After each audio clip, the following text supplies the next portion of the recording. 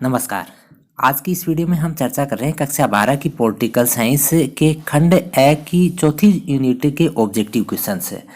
तो वीडियो प्रारंभ करें इससे पहले मेरा निवेदन है कि चैनल को सब्सक्राइब कर लें, वीडियो लास्ट तक देखें, सभी साथियों तक शेयर करें।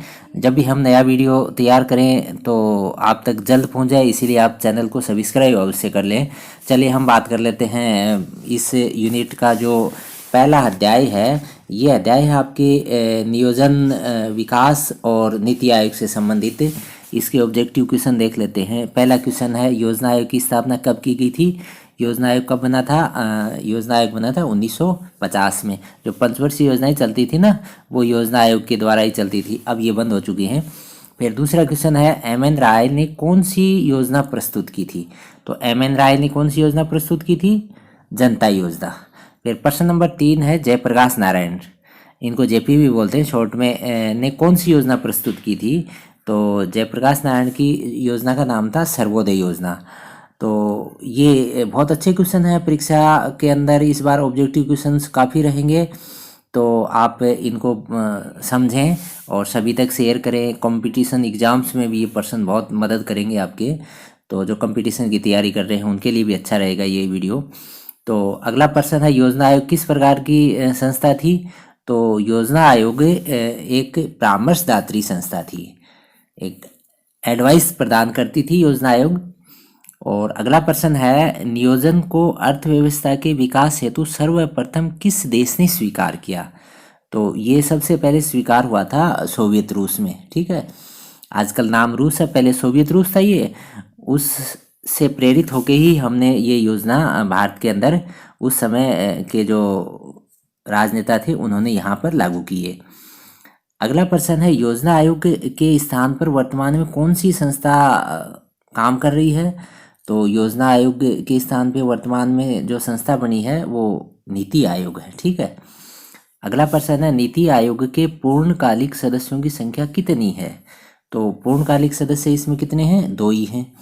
और अगला प्रश्न है, नीति आयोग के उपाध्यक्ष की नियुक्ति कौन करता है?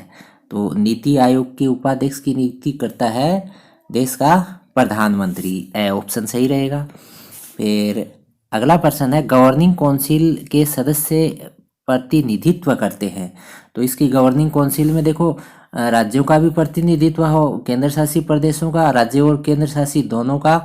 तो इसमें ये 6 ऑप्शन सही रहेगा, यानी दोनों का ही प्रतिनिधित्व इसमें होता है।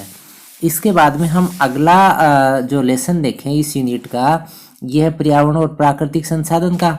तो इसके ऑब्जेक्टिव क्वेश्चन देख लेते हैं। तो पहला क्वेश्चन है, समुद्री सतह में वृद्धि का कारण क्या है? तो समुद्री सतह में वृद्धि का कारण क्या मानते हैं आप? तो समुद्री सतह में वृद्धि का देखो, इसमें पहला ही ऑप्शन है ग्लोबल वार्मिंग, यही कारण है। अगला क्वेश्चन है, पृथ्वी दिवस कब मनाया जाता है? पृथ्वी दिवस मनाया जाता है 22 अप्रैल को। इस लेसन के अंदर ये जो दिवस हैं परीक्षाओं में पूछे जाते हैं, बहुत कंपटीशन परीक्षाओं में भी बहुत आते हैं ये। इसके बाद में अगला क्वेश्चन है, बहुत आसान क्वेश्चन है, विश्व पर्यावरण दिवस कब मनाया जाता है? तो विश्व पर्यावरण दिवस कब मनाया जाता है? यह है 5 जून को। फिर अगला प्रश्न है, जलवायु परिवर्तन पर विश्व स्तर पर सबसे पहला सम्मेलन कब व कहाँ हुआ था? तो ये हुआ था 1972 में। कहाँ पर? स्टॉकहोम में। बहुत बार परीक्षाओं में आया हुआ ये प्रश्न है। फिर अगला प्रश्न है, वन महोत्सव दिवस कब मनाया जाता है? तो वन महोत्सव दिवस मनाया जाता है 28 जुलाई को।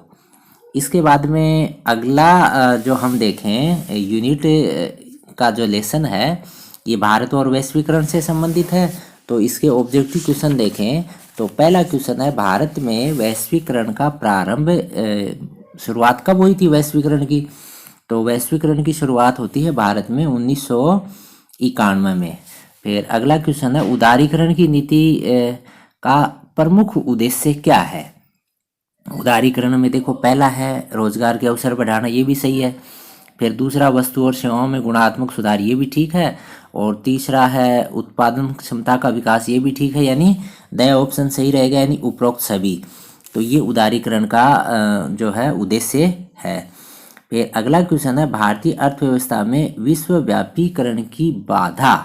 तो ये बाधा क्या मानेंगे आप? देखो, पूंजी का अभाव भी है, ये भी ठीक बात है, और श्रमिकों में भय, ये भी ठीक है, और उपयुक्त वातावरण की आवश्यकता, ये भी ठीक है।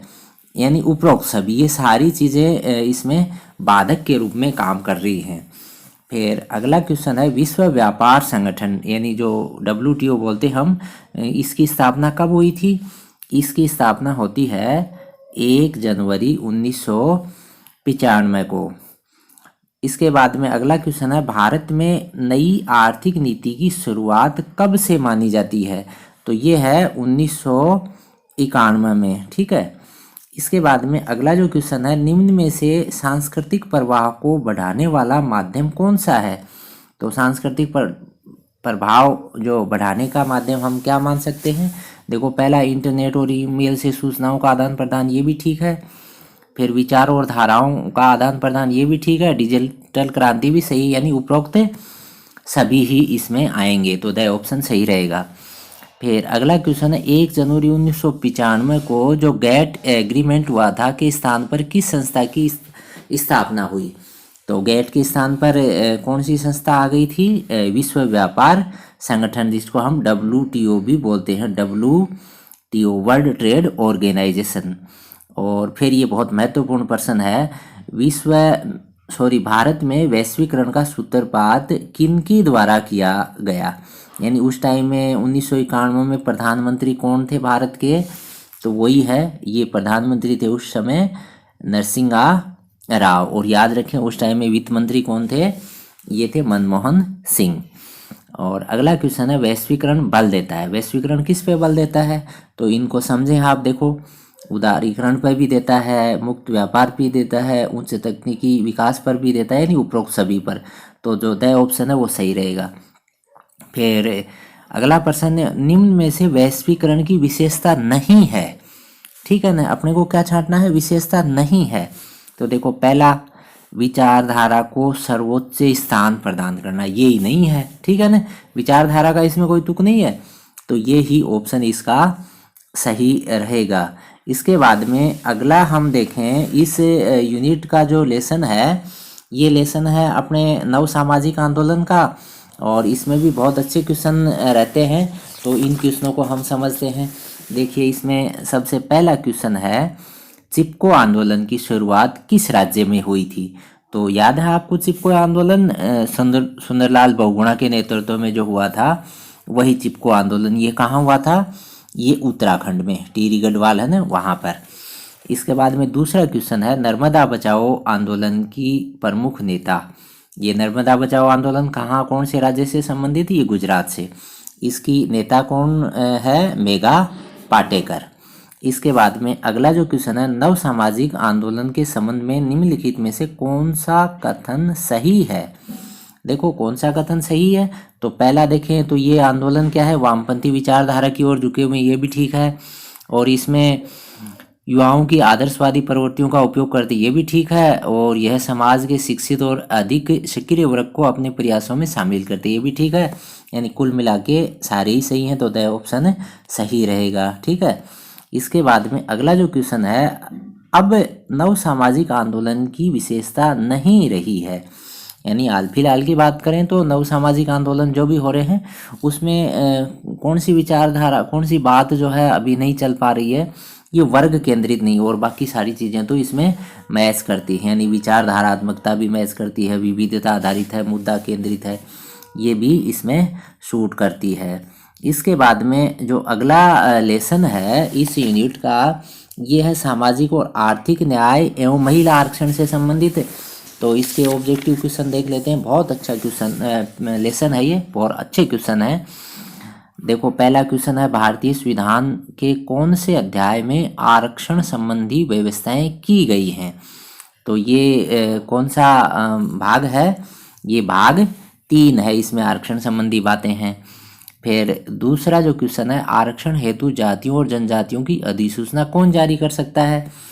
तो ये जो फाइनल लिस्ट जारी करने का पावर किसके पास है? ये राष्ट्रपति के पास है। फिर तीसरा प्रश्न है, महिलाओं को आरक्षण किस स्तर पर प्राप्त हो चुका है? देखो क्या पूछा है, आरक्षण प्राप्त हो चुका है, तो देखो पंचायत और नगर पालिकाओं में मिला है अभी, जिला और राज्य और राष्ट्रीय स्तर इन पे ऐसा कुछ अभी तक हुआ नहीं है। ये चल ही रहा है लफड़ा, अभी तक इसका सॉल्यूशन हो नहीं पाया है। देखो इसी में आ गया ये प्रश्न, देखो ये प्रश्न है आरक्षण संबंधी कौन सा विधेयक अभी तक पारित नहीं हो पाया है। तो ये है 81वां है। इसमें ये महिला आरक्षण की बात है। ये महिला आरक्षण एमएलए और एमपी जो बनते हैं ना, इसमें महिलाओं के लिए सीट रिजर्व की जाए। ये 81वां संविधान संशोधन अभी भी पेंडिंग है, ये पारित ही नहीं हो पाया है। फिर अगला प्रश्न है भारत में दलितों के लिए आरक्षण की मांग की थी। ये सबसे पहले मांग उठाने वाले कौन थे? Doctor BR Ambedkar, Bhimrao Ambedkar. और इसके बाद में अगला जो क्वेश्चन है और अंतिम क्वेश्चन ही माने इसको, ये है आर्थिक न्याय से क्या आशय है। तो आर्थिक न्याय से क्या आशय है, देखो ये आर्थिक समानता की स्थापना करता है। तो यही बात यहाँ जमेगी।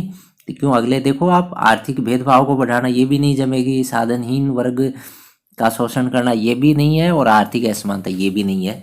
तो आर्थिक न्याय क्या है? आर्थिक समानता की स्थापना करना। तो साथियों ये क्वेश्चन थे ऑब्जेक्टिव क्वेश्चन। ऐसे ही क्वेश्चन लेके हम आगामी वीडियो में पुनः आपसे मुखातिब होंगे।